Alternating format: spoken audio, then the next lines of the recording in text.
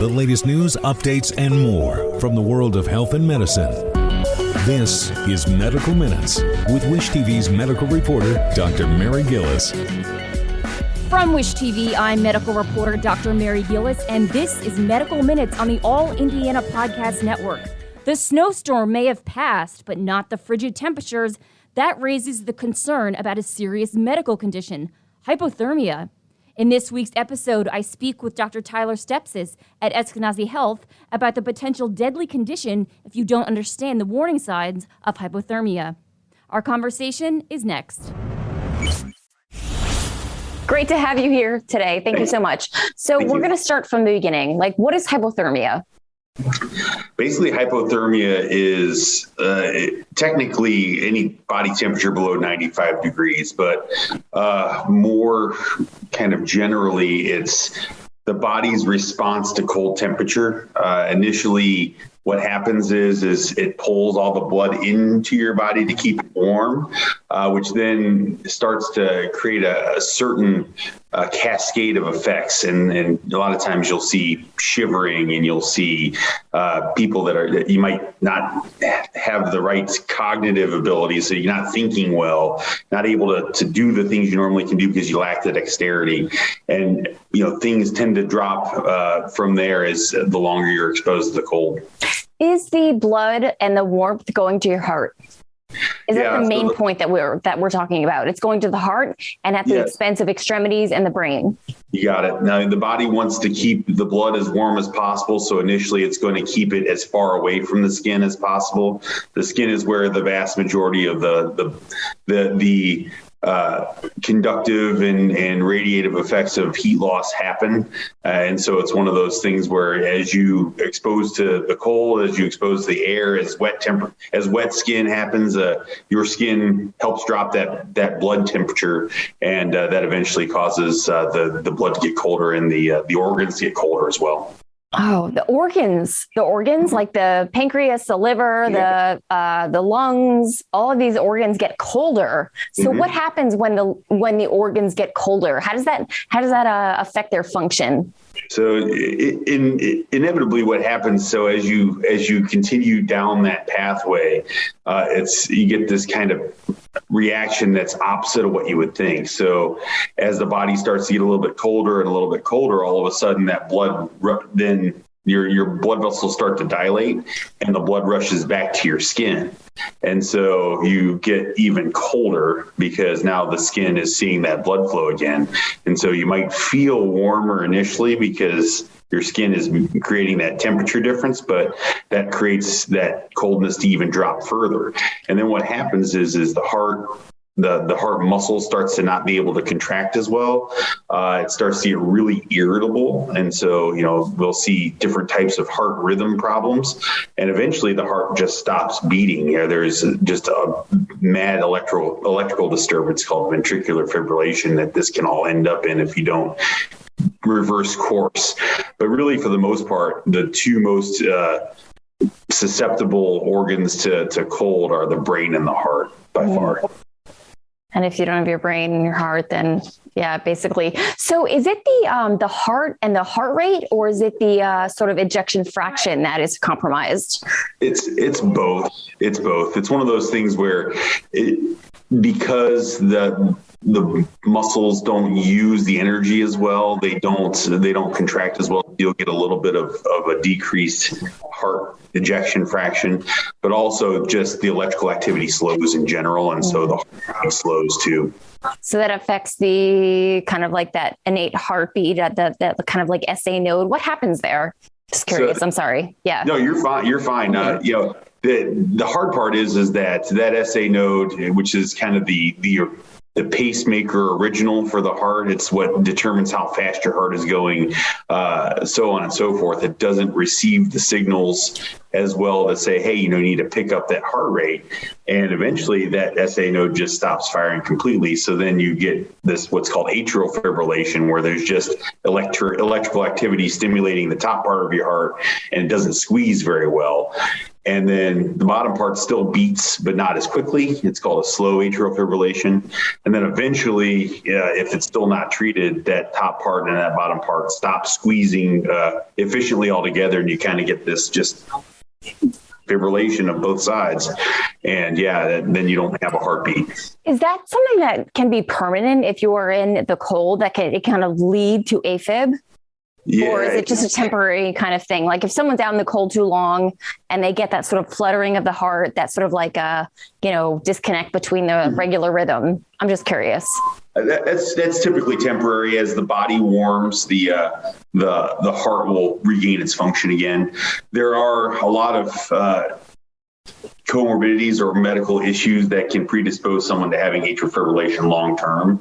And so, alcohol use being one, blood pressure abnormalities being one. So it's one of those things where, depending on what you have going on in the background, it may be permanent, but it's usually a temporary thing. So these are individuals who be more susceptible to having a negative or be sort of more vulnerable to hypothermia, which is I think what I'm hearing, or not. It kind of. So the people who are most susceptible to hypothermia I kind of put them into a couple of different buckets. One are the people that are unable to protect themselves, and so you think about the very young, the very old, people who might not have the normal mentation because of either an innate problem such as a psychiatric diagnosis or because of something they've ingested, especially alcohol. Alcohol tends to numb your shiver response. And so that predisposes toward hypothermia developing more quickly. And then the other bucket is, the people who are out in the cold and just can't get into a warm environment. And so, if you're trapped in a car for a prolonged period of time, stuck on the highway, or if you're in a remote area hunting or whatever it is, and you just don't have the ability to get warm, then you can also develop hypothermia. But that's not what we see often. It's usually the first group more often.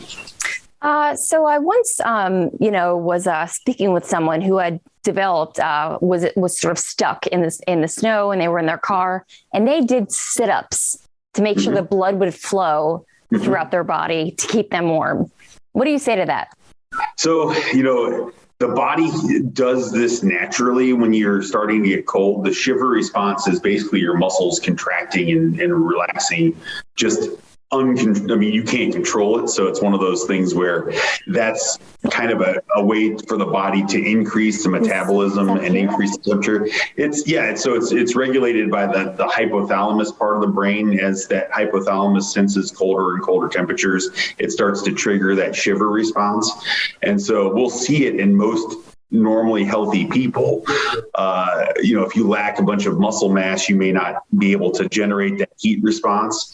And so, I think the sit-ups is one way to do it. You're creating that muscle contraction to be able to create heat source, but your body's going to do it either way when you start to get cold enough. So it sounds like they were trying to prevent even the shiver response, which is fine. The hard part is if you're trapped for a prolonged period of time, that energy expenditure, you're it's a bank that doesn't have unlimited capacity. So you're eventually going to run out of funds. And so, doing a bunch of stuff right away may not help you long term if you can't get to a place where you can warm back up. So goosebumps are a sign that you're cold, but they're also helping you stay warm, from what I understand. No, there's little tiny muscles that provide that those goosebumps and the hairs that stand up. So yeah, absolutely. And what if someone is stuck? If someone is out, comes into a situation where, is there a certain temperature that we have to look for? Is it below 32 degrees? Is it below zero? Like, do we have a window? Does it depend on the person? All of the above. So I'll take it stepwise here. So you can get hypothermia in temperatures that are not freezing. Here in Marion County, we have what's called a winter contingency plan. So if you don't have housing, when the temperature is 40 degrees or below, the shelters will take you in and provide housing for you that night for you to keep warm. So you have, depending on how long you're exposed to those low temperatures, you can absolutely develop hypothermia. Another way to get hypothermia is to not have a great shiver response. So either you don't have the muscle mass to do it, or you're too young or too old to have that kind of response, or you have those substances on board, like I said, especially alcohol, or you, a lot of times psychiatric medications can depress some of the response that you might get to hypothermia as well. And so you'll have that happen too. So this is so surprising. I mean, these children whose skin temperature might not sort of, allow them to understand or feel the coldness that they might be experiencing in their body because they don't feel that coldness, but their skin is thinner, right? Than sort of adult. And at the same time, it's also someone who is older, but also psychiatric medications. That's so interesting. Can you talk more about that? Sure. And forgive me because I'm not a genius at this by any stretch, but a lot of it. That's okay. It's my curiosity. That's okay. Yeah, no, absolutely. Off record. Yeah. It has to do with the various neurotransmitters like dopamine and that kind of stuff, and where they act in the brain. And a lot of the psychiatric medications inhibit or suppress a lot of the resorption or a lot of the activity in the brain because of that. And when you have other systems in the brain that are responsible for some of the core temperature regulation and that kind of stuff, you can be more susceptible to that. It's just one of those things where it's super hard because a lot of times psychiatric diagnoses also come with homelessness, unfortunately. So you're adding one problem on top of another. And then all of a sudden you've got just a recipe for disaster in a certain subset of our neighbors when they are homeless and also have a psychiatric diagnosis and have nobody to help take care of them. Yeah. I mean, that's really kind of a sad way in which, things work. It has to become like a certain temperature where people can get shelter and, stay warm, and it's kind of, only temporary. And I'm thinking that like the back and forth of the warmth and the cold has sort of some sort of stress on your heart. That's just that's something that I was thinking about. But so what about kids who just want to play in the snow and they're so warm and they're fine and they're good? Do we need a time frame or? Yeah. So to go back to your question about how long it takes, a lot of it not only depends on how cold it is outside, but what the wind chill is and how windy it is, because the windier the outside environment is, the faster you can cool off. At the same time, if your clothes are wet skin tends to lose heat faster than dry skin. I think it's something like if you're completely, like say you're a drowning victim, you lose temperature, I want to say something like 20 to 25 times faster than in the air, just because water is such a good conductor of heat.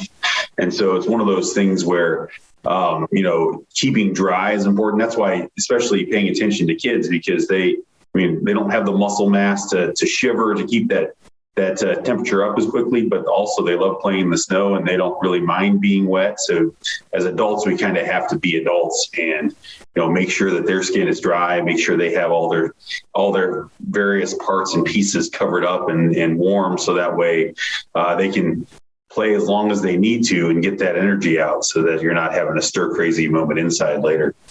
Mom and dad are like such a buzzkill, but but the thing I'm thinking about, like the water vapor that comes out of the exhalation. And the thing is that cloud of, water and maybe sort of putting something over, but I don't know if that would help. Yeah, no, unfortunately that's once you've exhaled it, it's gone. And the hard part is that you, despite the fact that it's cold, you can still sweat, number one. So you're still losing water that way. Number two, as the body gets colder and the blood starts to move in toward the center, the kidneys say, whoa, there's way too much fluid in here.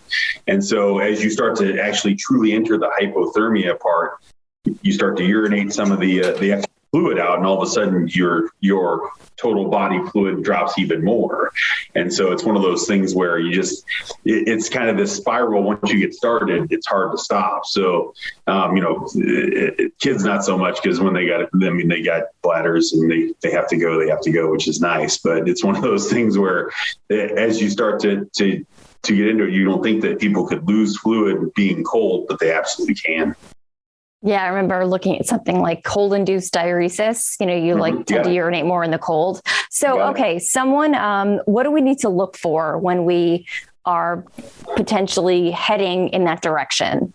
Yeah. So I think number one, before I get into what to look for in yourself, is to check on your neighbors, check on your friends, check on the people around you, because, not everybody has the same support system as you, and a friendly face or someone just to make sure that you have extra blankets or things to keep you warm, because you can get hypothermia inside just like you can outside, especially if you don't have heat in your house or in the place where you're staying. So, we can see that happen as well. But really, for the most part, as you start to enter hypothermia, it's kind of this whole stumbles, mumbles, grumbles, and fumbles thing where you can't walk very well. You're having a hard time with the dexterity. So picking up and holding on to things, writing normally, that kind of stuff. And it's just this, you start to not think as well. And it's just that sort of general, hey, my body isn't able to do the things it normally can do. That's when you really need to start to be worried. Now, that being said, if it's happening to yourself, you probably don't realize it. And so it takes the help of your friends and neighbors to be able to kind of grab you and say, hey, are you okay? This seems not like you. Let's get you warmed up. How long have you been exposed to the elements, that kind of thing? Do we know what the best way is once you're sort of down that path, but can kind of come back? Is it a fireplace? Is it blankets? Do we take a hot shower? It really anything to get the body warm and dry initially is important. So getting wet clothes off, getting into a warmer environment. You don't have to subject yourself to an intense amount of heat, but it's one of those things where, even just a normal room temperature will start to bring your own body temperature up, a degree or two an hour. So it's really, between the start of hypothermia and normal temperature is only a few degrees. So you don't have to be exposing yourself to abnormally hot temperatures for very long periods of time. It just takes some warmth. But if you have some blankets, if you're able to get near a heat source and kind of gently warm yourself up that way without burning yourself, clearly that's helpful as well. But getting warm, getting dry, getting wet clothes off, that kind of thing is very important. Okay. Well, last question from me, and then I'll give you the floor. So what about those diehards who want to be outside? They want to exercise, they want to shovel, and they're just like, I'm good. All's good. I'll be fine. I have gloves on, or mittens on. I have my boots on. Mm-hmm. What would you say to those people? I would say, there's a reason why we see heart attacks with the first snow. And it's typically because that's a lot more exertion than one person typically has on a normal day. So we can see people who are otherwise athletically fit still have heart attack, and that's a problem that we just don't realize what we can and can't do at one time. So there's that, but also because you can still sweat, because you can still exert yourself and lose fluids that way, you have to make sure that you're still providing yourself some grace when it comes to taking breaks, coming inside, having extra pairs of mittens, wearing layers, especially ones that can wick sweat away from your skin, so you can keep a little drier while you're out doing the things you need to do. I know people like to run in the snow and that kind of thing, and as long as you're prepared and you realize, and also that you have a way to contact someone if all of a sudden you're not doing so well, especially if you fall down and get injured and can't extract yourself. I think that's making sure you're prepared in that regard is important as well. Right. I feel like people should either go in pairs or definitely bring their cell phone, because anything could happen. Exactly. Gosh, anything else you want to add? Gosh, we're totally freezing here in Indiana. Yeah. I think the big thing is this is kind of an unprecedented time. a lot of folks may have a little bit of trepidation about inviting someone that they may not know very well inside with, fears of COVID and that kind of stuff. And I can understand that completely. The best way to get around that is if you haven't been vaccinated, please do so. And also, as always, just try to, if you don't have to be out in this, try not to be out in this. If you do have to go somewhere, be prepared. Take a shovel with you, take extra blankets with you, kitty litter, sand in order to get yourself out of a slippery spot, that kind of stuff, because, being trapped in a car and no way to get warm is another way to become hypothermic and have problems.